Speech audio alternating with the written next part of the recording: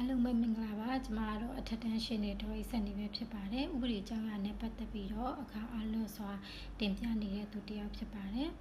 အခုကတော့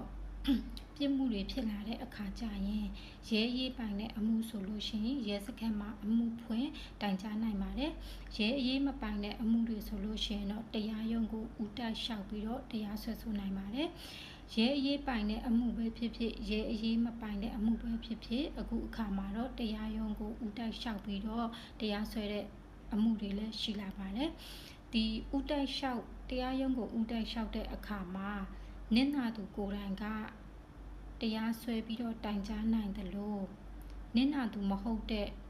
တခြားသူတွေကလည်းတရားရုံးကိုဦးတိုက်လျှောက်ပြီးတော့တရားလိုပြုလုပ်ပြီးတော့တိုင်တိုင်းနိုင်ပါတယ်အဲ့ဒါကတော့ပြစ်မှုဆိုင်ရာကျင့်ထုံးဥပဒေပုံမှန်198 199